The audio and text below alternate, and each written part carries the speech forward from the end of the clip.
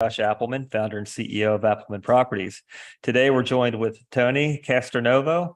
Tony is a managing partner with Novo Multifamily Group, is a seasoned real estate investor and managing consultant with over 1,150 units to his name. He also leads Grit to Growth, coaching entrepreneurs to design intentional lives.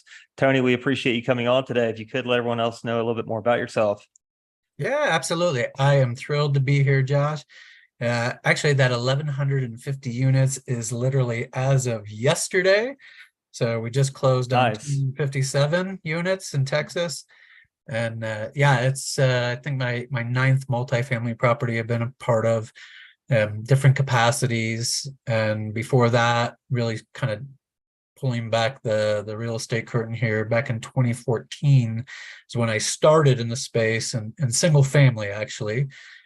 Probably like some of your listeners, just buy and hold, doing a little bit of flipping, just cutting my teeth in real estate. And then in 2018, decided to pivot fully into the multifamily space. Awesome. What was the pivotal moment to change over to multifamily? I think I had a good process and system after about 4 years in single family, and started to get very comfortable with adding on more properties into my portfolio. But then I started realizing, man, scalability is tough here. One unit at a time, and just thinking about how long is it going to take for me to get to really where I want to be in this journey, because I didn't want to just do it as an investment on the side. I wanted to really change my career and focus on real estate full time, which I eventually did in 2021. And so I just wanted to grow faster. Yeah, faster, less, more units under one roof or single roofs versus multiple. It's the maintenance. Everything's economies of scale with multifamily. It's helps you to manage everything a little bit better with budgets, money, and people. Awesome. Yeah, and there's one other aspect of it is it is more of a team approach. It's more of a business. I mean, nothing against being in single family. You can certainly grow that to be a phenomenal business. But what I found was that my first multifamily, I learned the hard way. I opened my checkbook to buy it. I had no idea. I thought I would just buy it like any other property.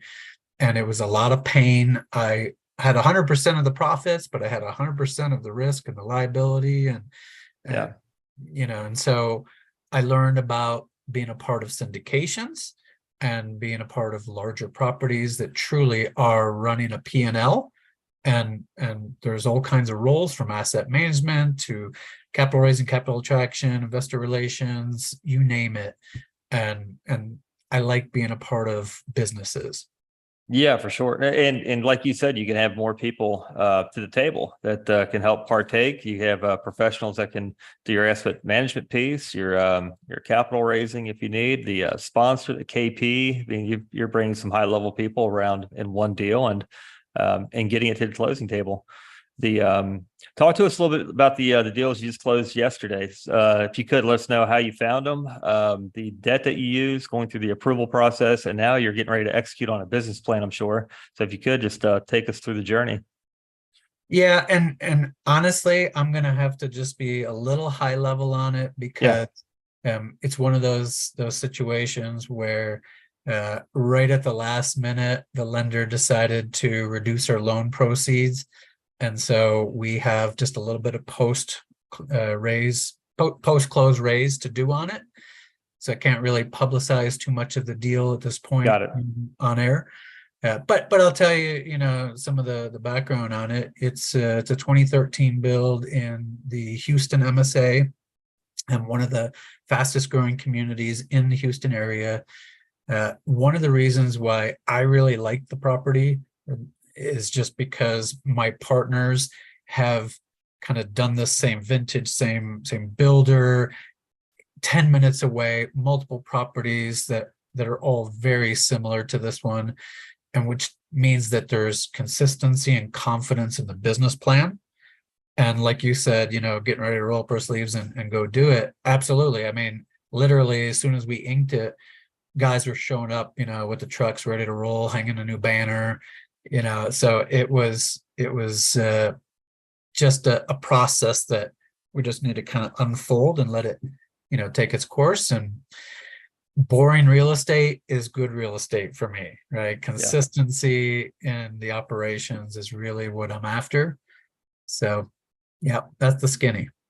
So what kind of business plan do you all have on this particular property? Are you renovating all the units, bringing them up, refreshing them, or are they already renovated? Yeah, so as you might imagine, with a 2013 build, it's still in great shape.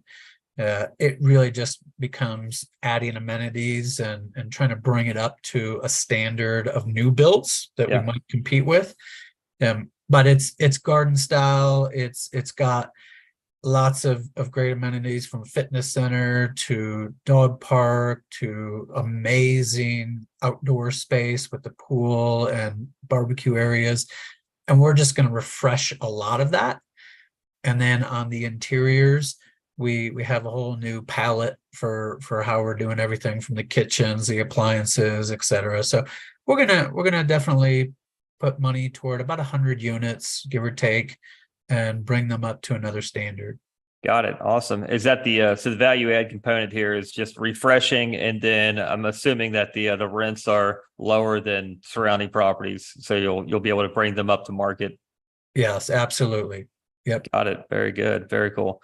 So tell us about some of your other properties. What's maybe a journey down your favorite property through finding it, putting it our contract, and closing, and then what took part after the closing. Okay. Yeah. I mean, maybe I'll pick. How about this? I'll pick my most challenging property. That's perfect. Yeah. Yeah. So it was property number 2. And so I was a year into property number 1, and that was what I call an IRO, independent real estate owned. So I opened my checkbook, it was all me. But I was learning the multifamily space and making great connections with contractors and property managers and so forth. So I felt after a year that I had my sea legs, so to speak. So now I'm looking for property number 2. And along that journey, I had been trying to surround myself with people to make me think bigger. So the first one was a 20 unit property. And I was patting myself on the back a little bit. Hey, I got my first multifamily. And guys that I was surrounding myself with are like closing 140, 200. And not that unit count makes a big difference, but again, this is a business. These are P&Ls. And that's really what I was aspiring to do. So I said, well, how can I do something like that?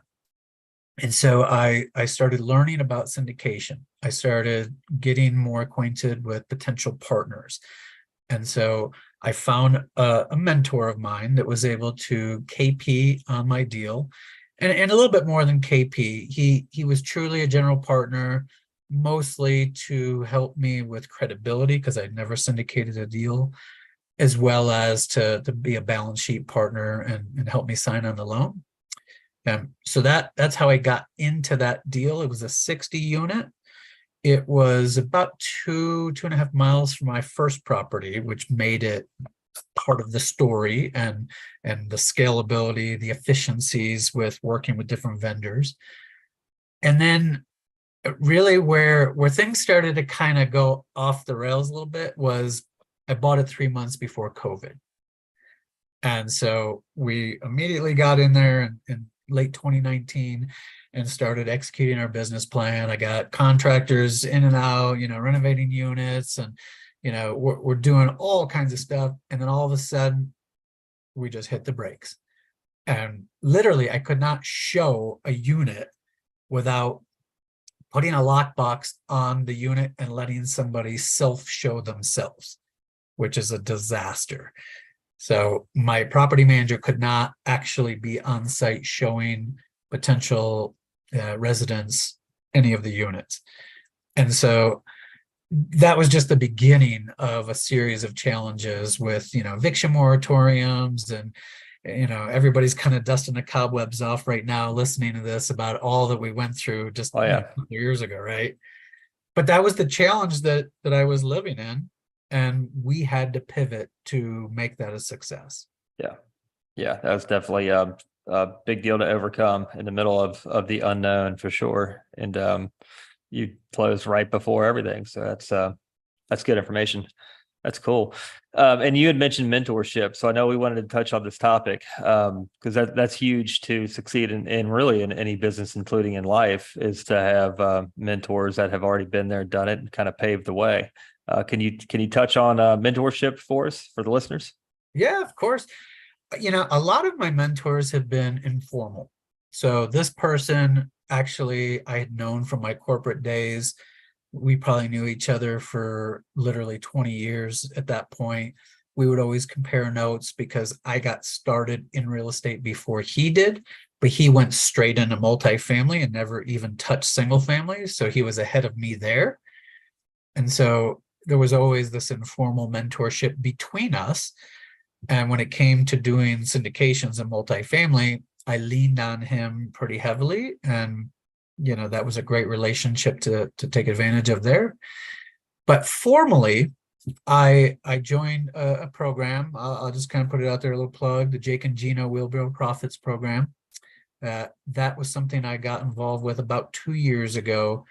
And it's one of those programs that you pay into. You're getting the education, you're getting a community, you're getting the network, and it's really what you put into it that you're going to get out of it. I know that's very cliche, but if you just join a program like that to say, oh, they're going to teach me everything I need to know about multifamily, and then they're going to just hand me deals to go take down, it's not going to work that way. Yeah.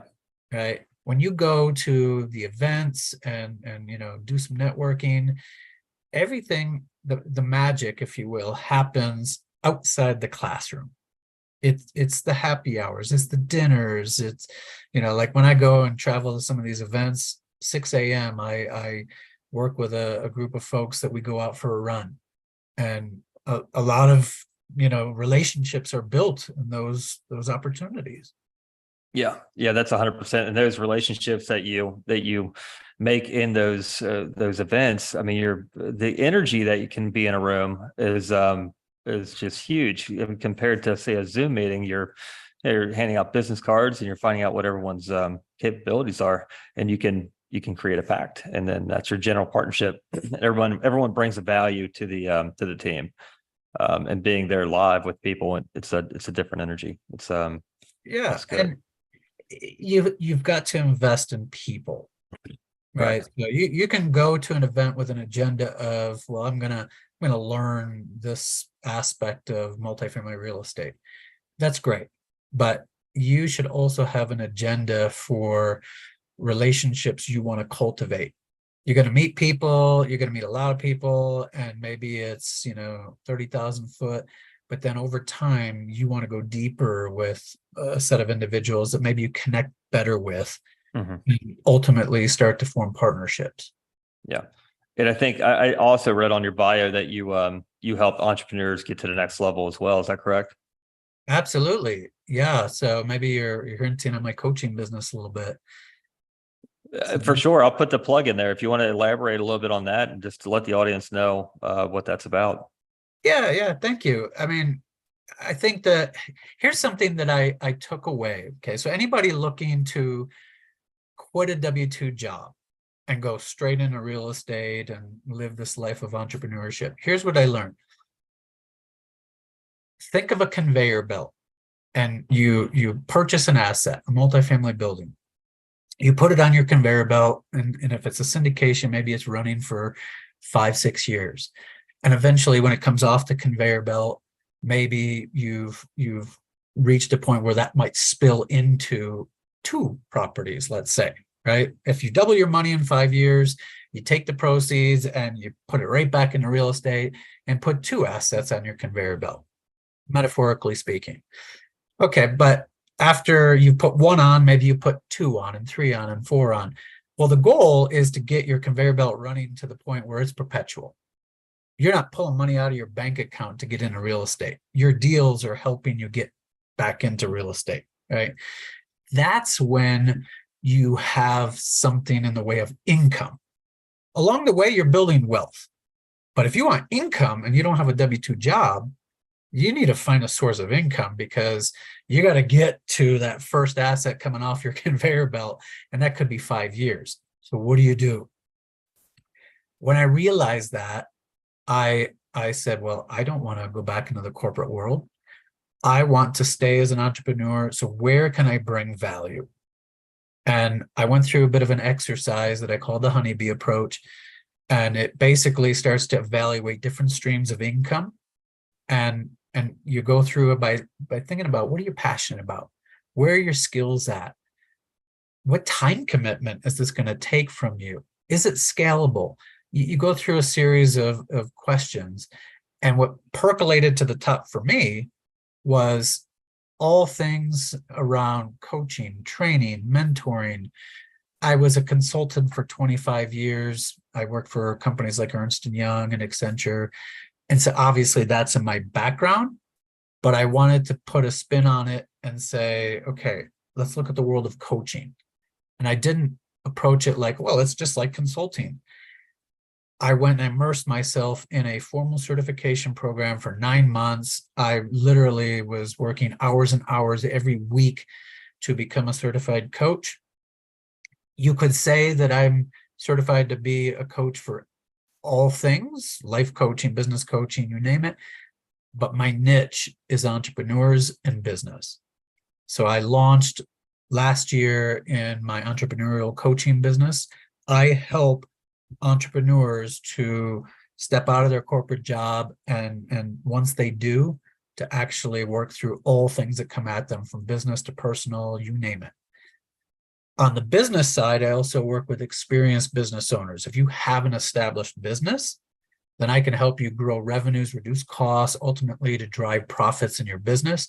And I have a very formal, methodical approach for going through that, an entire playbook that I take my clients through.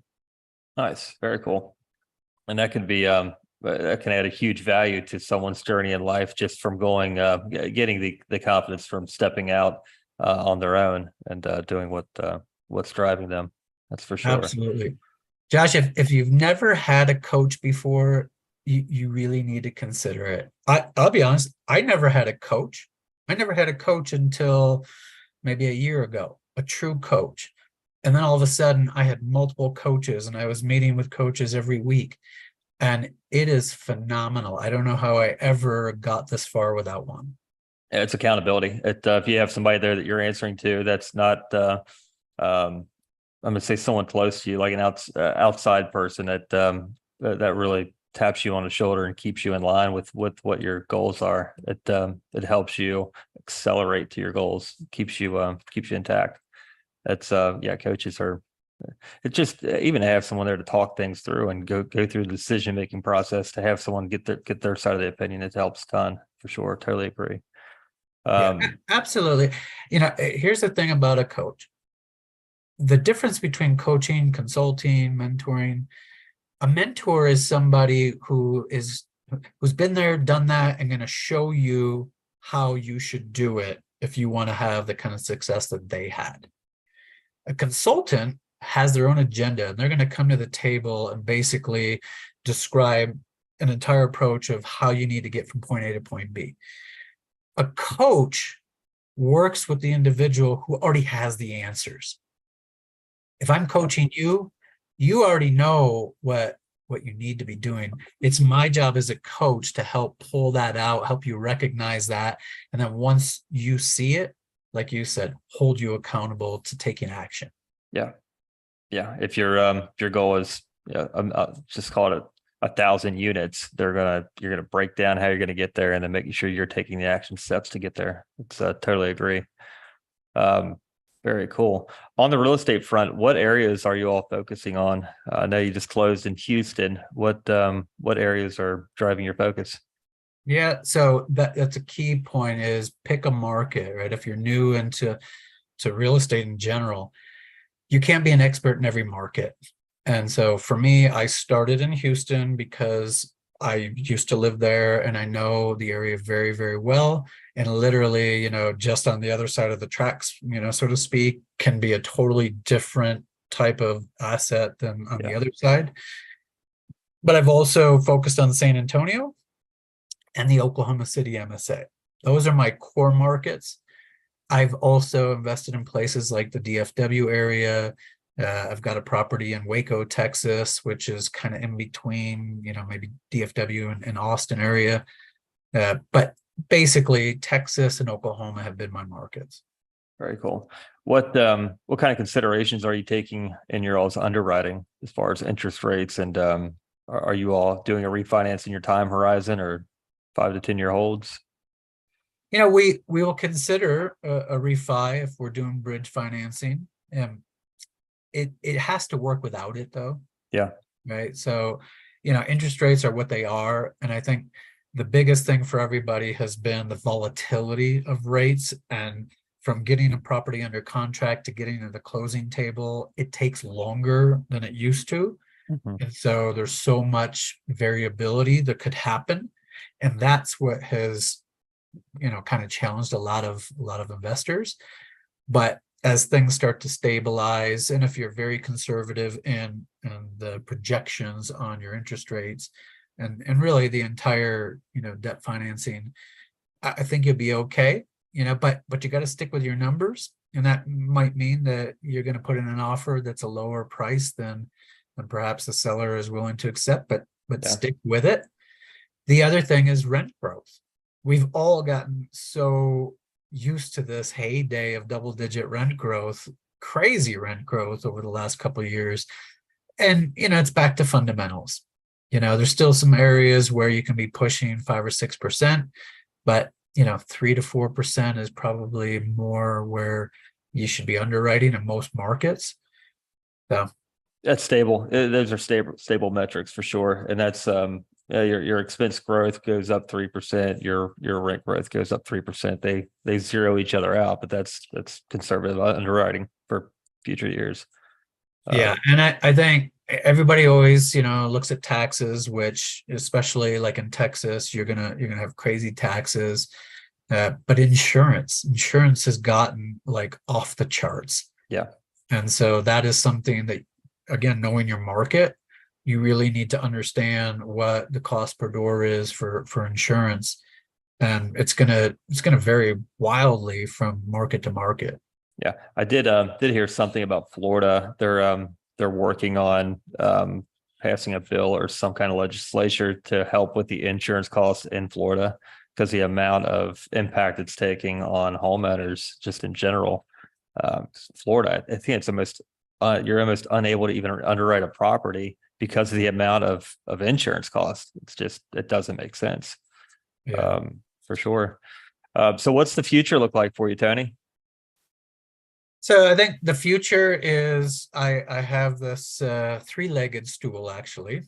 One thing that we didn't talk about, just mentioned briefly, but the three-legged stool for me is I'm still very much focused on multifamily real estate. My focus, my lane has been more on the capital attraction, capital raising side of the business.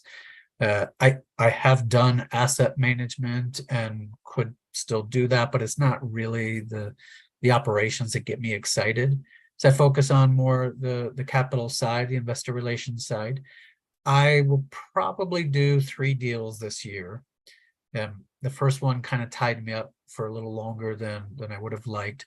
I did 4 multifamily deals last year, so I'm probably going to do 3 this year.